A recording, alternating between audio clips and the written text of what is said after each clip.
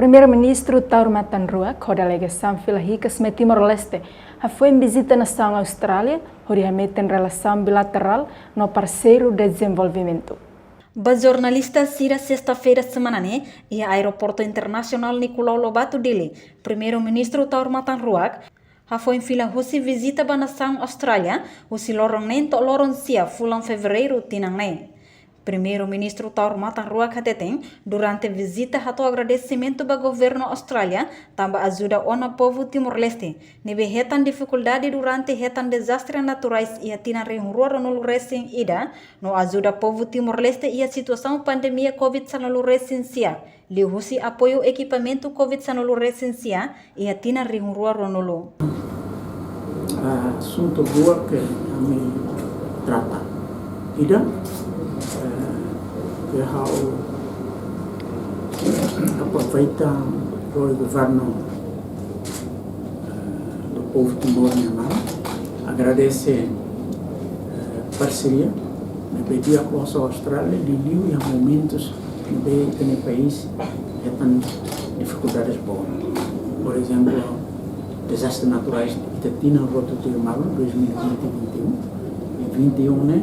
Provoca estrago para conseguir também. Destruição quase atinge 370 e tal milhões de estragos, além de que Itaiema quase rato no Recife mate. E a Austrália, no momento, não vai, com apoio no caso para Ita, tem intervenção operacionais, mas como esse helicóptero para ajuda a organização para a população. E primeiro. Além de a Austrália mostrou apoio vacina Covid-19 recensia 2,7 milhões, a Morocco AstraZeneca 1,5 milhões, no Pfizer 1,2 milhões. Você pode tirar até quando o Covid também tem em laboratório no CTI.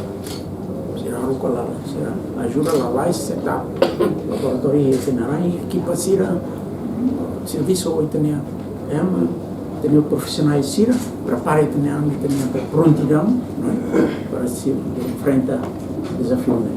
Além de que, só a Austrália está acima 2,7 milhões de vacinas. AstraZeneca 1,5 milhões, Pfizer 1,2 milhões. Para vacina também é macira, para depois evita desastre para o outro. Então lá quando é uma possível recente pandemia, né? Que podia ser previsão, amanhã que podia, então bele retan mate para aquilo, mas felizmente a intervenção será, né? Então evita mate para. Durante a visita, chefe governo Timor-Leste retan acompanhamento do ministra Negócios Estrangeiros e Cooperação, Adalgisa Reis Magno. Reportagem Efifânia de Carvalho, Marquita da Silva, Televisão Timor-Post.